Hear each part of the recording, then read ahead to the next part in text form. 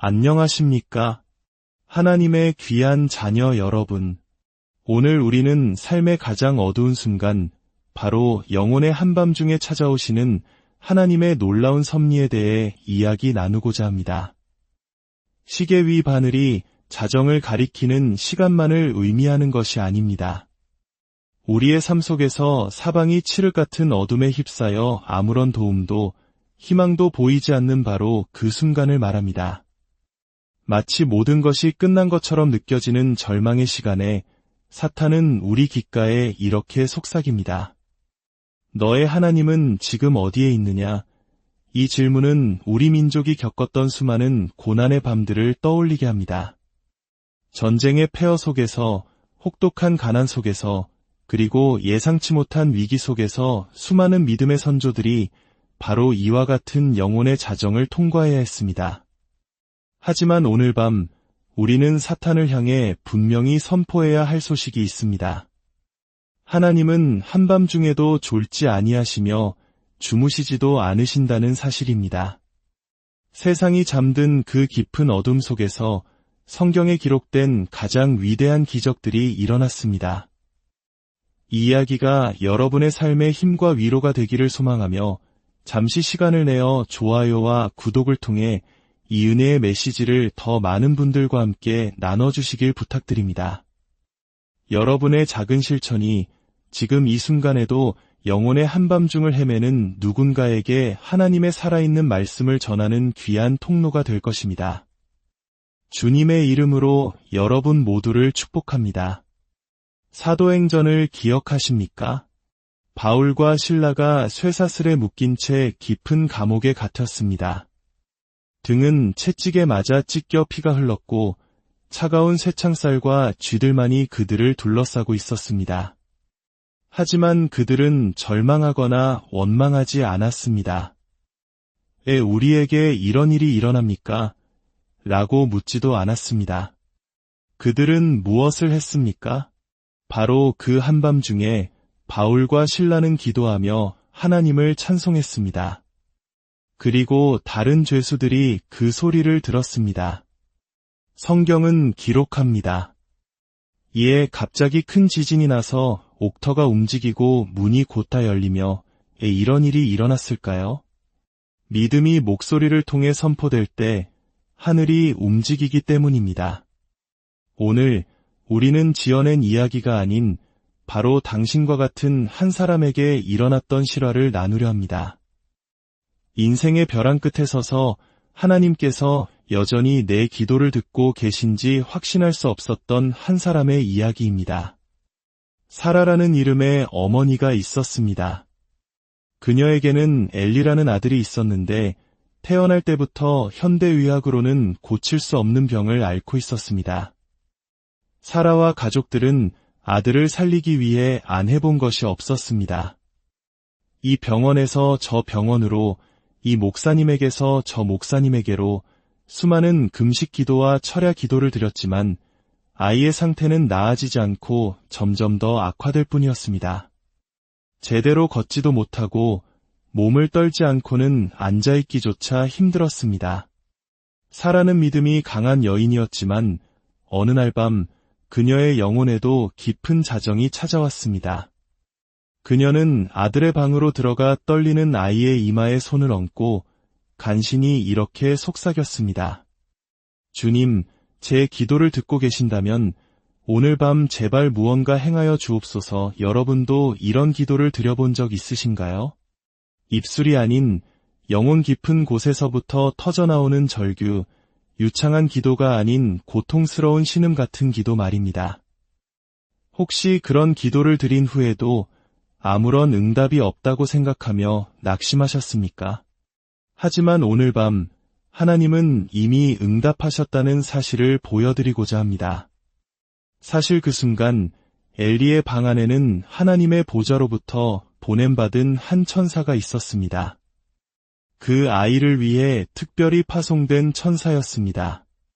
하지만 그 천사는 아무것도 하지 않고 아무 말도 하지 않은 채 그저 서 있었습니다. 왜였을까요? 그는 하나님의 음성을 기다리고 있었던 것이 아닙니다. 하나님은 이미 말씀하셨습니다. 그는 바로 어머니 사라의 목소리를 기다리고 있었던 것입니다. 하늘의 군대는 우리의 목소리에 반응하여 움직입니다. 그들은 우리의 눈물이나 동정심에 움직이는 것이 아닙니다.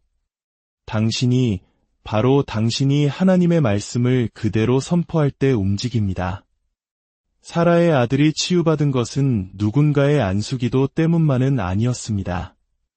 물론 안수기도의 능력을 믿습니다. 수많은 이들에게 안수하며 눈먼 자가 눈을 뜨고 암세포가 사라지는 것을 목격했습니다. 하지만 엘리의 치유는 다른 방식으로 임했습니다. 바로 그의 어머니가 한밤중에 한 가지 행동을 했기 때문입니다. 그녀는 단 하나의 성경 구절을 선포했습니다. 그 한마디가 천사의 손을 움직이게 한 열쇠였습니다. 오늘 밤 여러분에게 그 비결을 보여드리고자 합니다. 그녀의 이야기와 아들의 치유, 그리고 그 아이의 침실을 치유의 공간으로 바꾼 성경 말씀을 통해 함께 걸어가 보겠습니다. 그 전에 저를 따라 큰 소리로 선포해 주십시오. 나의 한밤중은 나의 끝이 아니다. 나의 기적이 시작되는 순간이다. 다시 한번 외쳐봅시다. 나의 한밤중은 나의 끝이 아니다.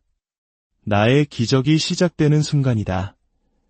하나님께 영광을 돌립니다. 이제 더 깊이 들어가 보겠습니다. 그날 밤 사라가 지친 목소리로 아들을 위해 기도했을 때 무언가 움직이기 시작했습니다. 유리처럼 연약하고 조용히 누워만 있던 아들 엘리의 눈꺼풀이 파르르 떨리며 떠졌습니다. 그는 움직이거나 말하지 않았지만 무언가를 보았습니다. 방구석에 서 있는 한 남자를 본 것입니다. 유령이 아닙니다. 그는 천사를 본 것입니다. 천사는 뭉게구름 위를 떠다니는 아기 천사의 모습이 아닙니다. 성경이 말하는 천사는 구원의 상속자들을 섬기도록 보냄받은 불꽃과 같은 섬기는 영입니다. 그 천사는 초조해하거나 서성이지 않았습니다. 마치 일시 정지된 것처럼 그저 가만히 서 있었습니다. 엘리는 얕은 숨을 몰아쉬며 그를 빤히 쳐다보았습니다.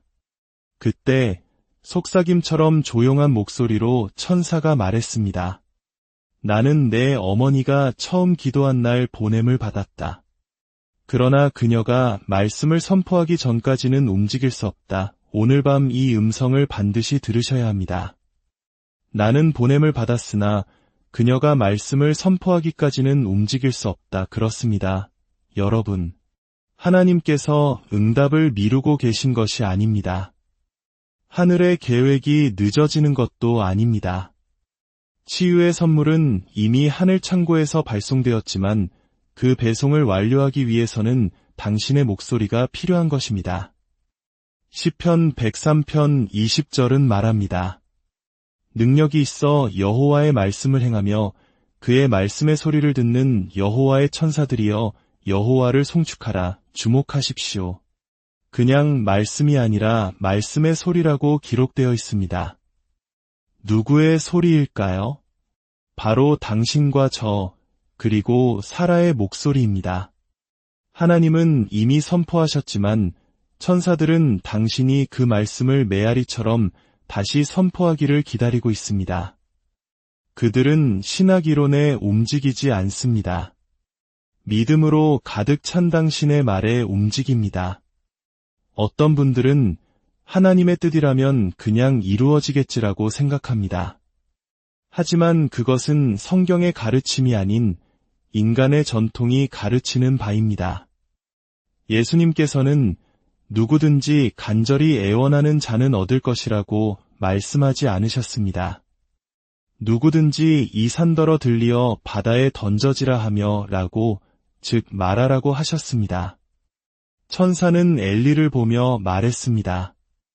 내 어머니는 충분히 울었다.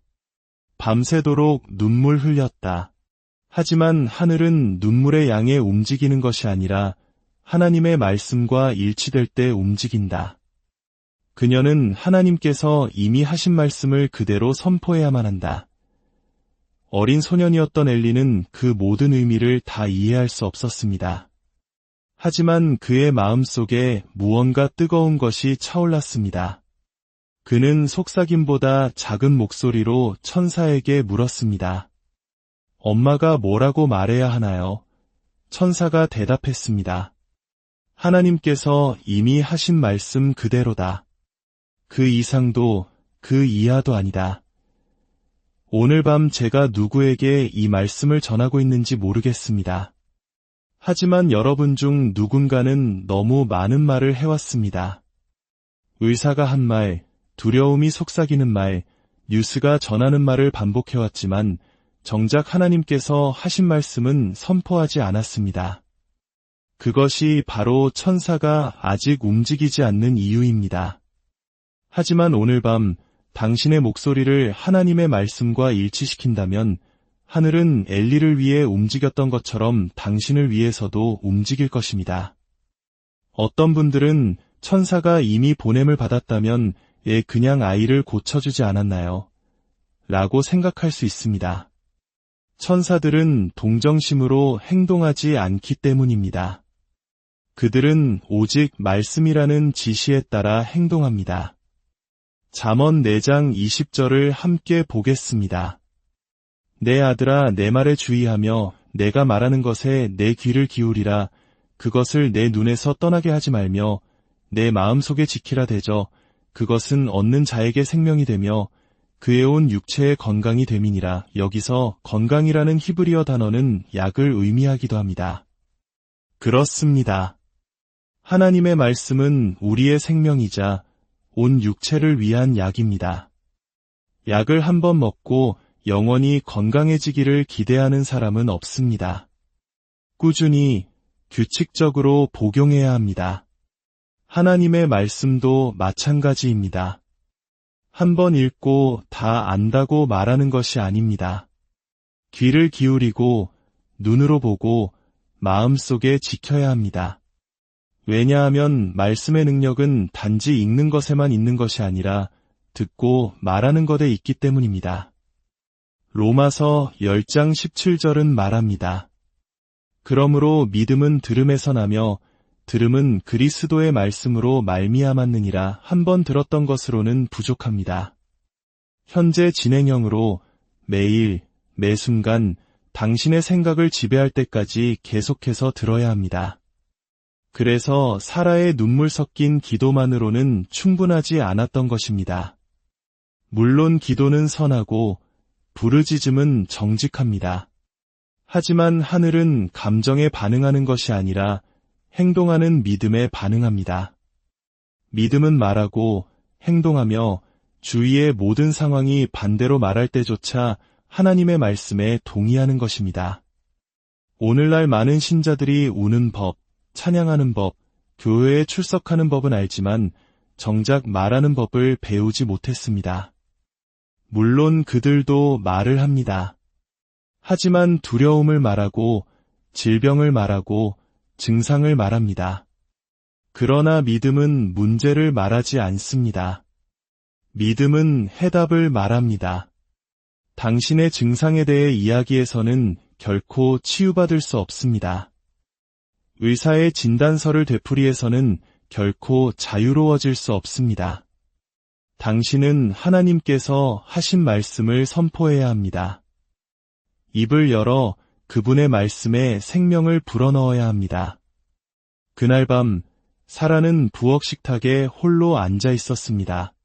그녀는 더 이상 위로를 얻기 위해서가 아니라 무기를 찾기 위해 성경을 폈습니다. 그녀가 펼친 곳은 마가복음 11장이었습니다. 여러분도 잘 아시는 구절입니다. 누구든지 이 산더러 들리어 바다에 던져지라 하며 그 말하는 것이 이루어질 줄 믿고 마음에 의심하지 아니하면 그대로 되리라. 산을 향해 말하십시오. 질병을 향해 말하십시오. 진단을 향해 말하십시오. 하나님께 문제에 대해 하소연하지 말고 문제를 향해 당신의 하나님에 대해 선포하십시오. 이 구절에서 말하다는 단어가 몇 번 나옵니까? 3번입니다. 믿다는 단어는 몇 번 나옵니까? 1번입니다. 이는 우리가 믿는 것보다 3배는 더 많이 말해야 한다는 뜻입니다.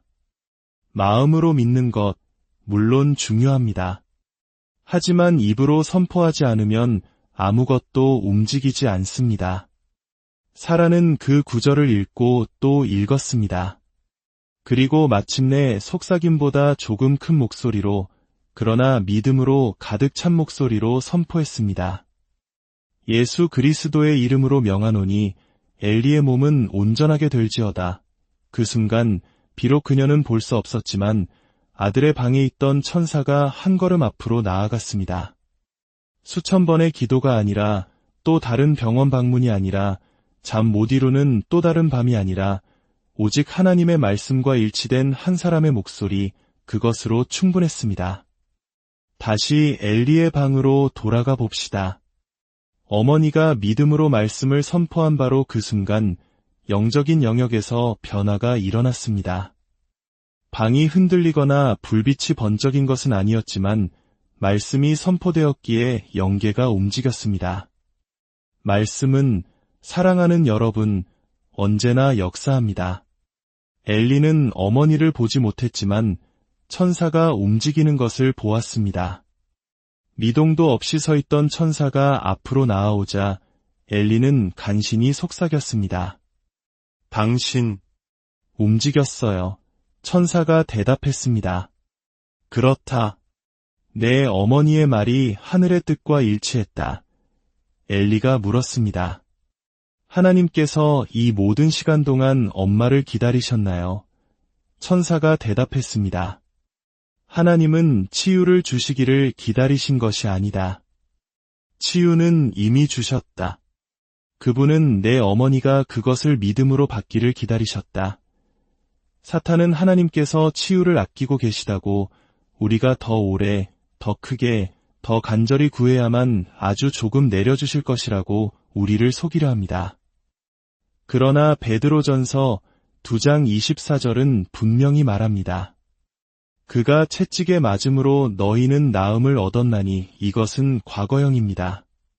당신은 치유가 오기를 기다리는 것이 아니라 이미 당신에게 속한 것을 믿음으로 굳게 서서 취하는 것입니다. 천사가 말했습니다.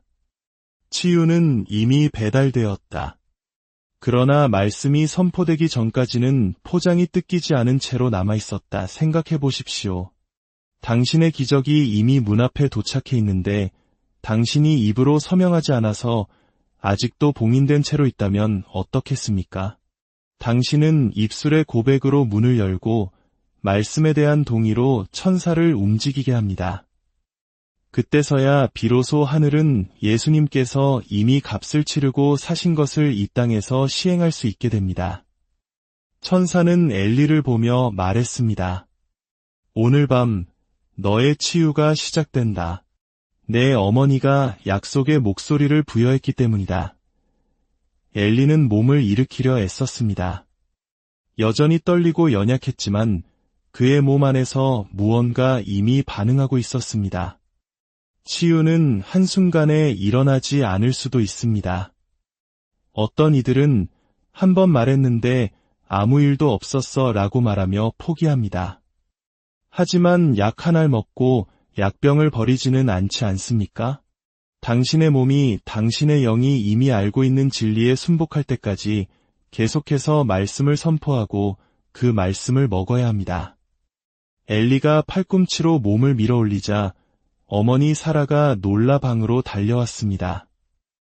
아들은 몇 달 만에 가장 또렷한 눈빛과 힘있는 목소리로 어머니를 보며 말했습니다. 엄마, 다시 한번 말해주세요. 사라는 눈물을 흘리면서도 믿음이 실린 목소리로 다시 선포했습니다. 예수 그리스도의 이름으로 명하노니 엘리의 몸은 온전하게 될지어다. 천사는 미소 지었습니다. 하늘은 한 번만 들어도 충분했지만 지옥은 2번 들어야 했기 때문입니다. 진정한 싸움은 엘리의 몸이 아니라 사라의 마음 속에서 일어났습니다. 대부분의 사람들이 바로 여기서 패배합니다. 믿음과 두려움의 전쟁은 언제나 마음에서 먼저 시작됩니다. 사라가 부엌 식탁에 앉아 있을 때 사탄이 생각으로 공격해왔습니다. 그건 진짜가 아니야. 넌 그냥 말을 했을 뿐이야. 아무것도 변하지 않았어. 하지만 사라는 마귀와 논쟁하지 않았습니다. 그녀는 다시 입을 열어 마가복음 11장 23절을 소리내어 읽었습니다. 그리고 선포했습니다. 여기 누구든지가 바로 나다. 나는 말했다. 나는 진심으로 말했다. 나는 믿는다. 그러므로 그대로 될 것이다. 지금 바로 저를 따라 외치십시오. 내가 바로 그 누구든지다. 나는 선포했고 그대로 될 것이다. 사라가 다시 방으로 들어갔을 때 엘리는 이전보다 더 꼿꼿이 앉아 있었습니다. 그리고 아들이 말했습니다. 엄마, 한 번 더요. 그렇습니다. 말씀을 한 번 선포하면 영계가 흔들리지만 계속해서 선포하면 영적인 추진력이 생깁니다. 치유는 한 문장으로 시작되지만 꾸준함으로 자라납니다. 사라가 다시 한번 아들의 이마에 손을 얹고 더 큰 소리로 선포했습니다. 예수 그리스도의 이름으로 명하노니 엘리의 몸은 온전하게 될지어다. 이번에는 엘리가 몇 년 만에 처음으로 깊은 숨을 들이쉬었습니다. 그의 가슴이 활짝 펴졌습니다. 치유는 항상 하늘에서 내리치는 번개처럼 오지는 않습니다. 종종 동이 트는 것처럼 어둠 속에서 시작되어 점점 더 밝아집니다. 엘리의 치유가 바로 그랬습니다. 그는 침대에 앉아 있다가 수년 동안 그를 지탱해주지 못했던 자신의 발을 내려다보았습니다. 그리고 근육보다 강하고 약보다 강한 것, 바로 믿음이 그의 안에서 솟아올랐습니다. 그는 속삭였습니다. 나는 믿습니다. 나는 받습니다.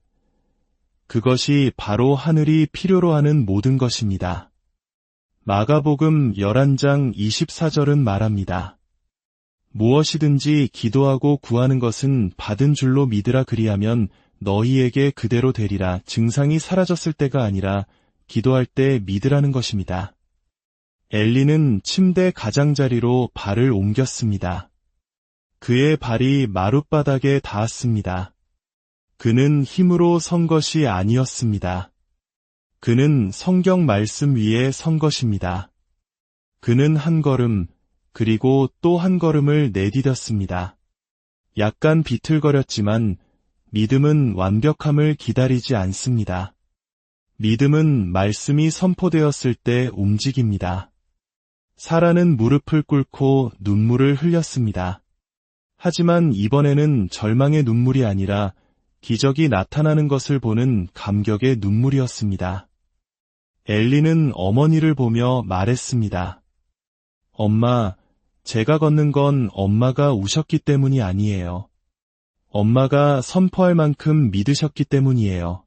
그렇습니다. 눈물이 그를 고치지 않았습니다.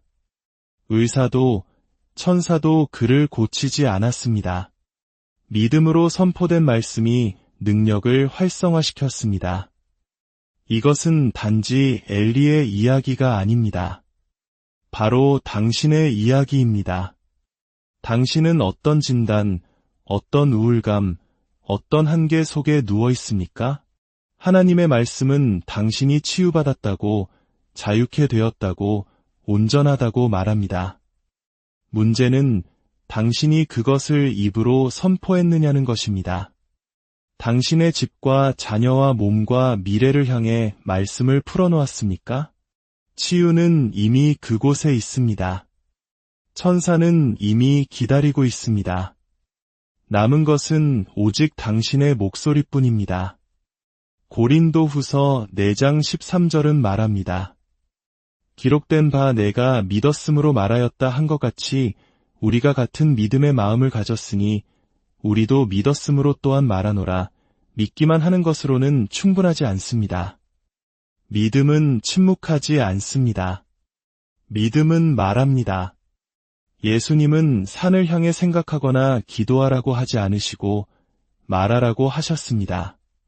당신의 두려움이나 고통이 아닌 말씀을 말하십시오. 천사가 움직이기를 원하십니까? 말씀을 선포하십시오. 치유가 나타나기를 원하십니까? 말씀을 선포하십시오.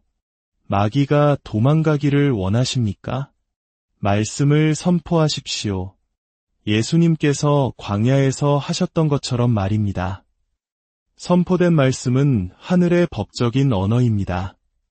당신이 말씀을 선포할 때 당신은 무언가 일어나게 해달라고 구걸하는 것이 아니라 이미 결정된 것을 이 땅에서 집행하는 것입니다. 이사야서 54장 5절은 말합니다. 그가 채찍에 맞음으로 우리는 나음을 받았도다. 베드로는 그 완성된 사역을 돌아보며 말했습니다. 그가 채찍에 맞음으로 너희는 나음을 얻었나니 얻을 것이다가 아닙니다. 얻었다입니다. 과거형입니다. 저를 따라 말하십시오. 나는 나음을 얻었다. 그렇다면 지금도 그러합니다. 시편 107편 20절은 말합니다. 그가 그의 말씀을 보내어 그들을 고치시고 위험한 지경에서 건지시는도다. 하나님은 천사나 구름을 보내신 것이 아닙니다. 그분은 말씀을 보내셨습니다. 그것이 바로 약이요 능력입니다. 하나님의 말씀은 약과 같습니다. 의사가 처방해준 약병을 선반 위에 올려두고 나는 이 약이 나를 고칠 수 있다고 믿어라고 말만 하고 결코 복용하지 않는다면 아무 일도 일어나지 않을 것입니다. 말씀을 흠모만 하지 마십시오. 아침 저녁으로 증상이 굴복하고 고통이 떠나갈 때까지 능력이 나타날 때까지 계속해서 그 말씀을 복용하십시오. 말씀은 약이고 당신의 입은 그 약을 먹는 숟가락입니다. 사랑하는 여러분, 오늘 밤 당신의 집, 당신의 병실에 천사가 기다리고 있습니다. 당신의 눈물이 아니라, 당신의 목사님이 아니라, 다음 부흥회가 아니라 오직 당신의 목소리를 기다리고 있습니다. 당신이 말씀을 선포할 때 기다림은 끝이 납니다. 당신이 아직 선포하지 않아서 하늘이 여전히 기다리고 있는 약속은 무엇입니까? 오늘 밤이 바로 당신의 영적인 자정일 수 있습니다. 하지만 기억하십시오. 자정은 하루의 끝이 아니라 새로운 날의 시작입니다. 당신이 자정에 무엇을 말하느냐가 아침에 당신이 무엇을 경험할지를 결정합니다. 이제 두 손을 들고 마지막으로 함께 선포합시다. 예수 그리스도의 이름으로 나는 말씀을 선포합니다. 나는 말씀을 믿습니다. 나는 말씀을 받습니다. 나의 기적은 이미 시작되었습니다. 할렐루야. 주님의 이름으로 여러분의 가정과 삶 가운데 치유와 회복의 기적이 넘쳐나기를, 어둠이 물러가고 새로운 아침이 밝아오기를 간절히 기도합니다.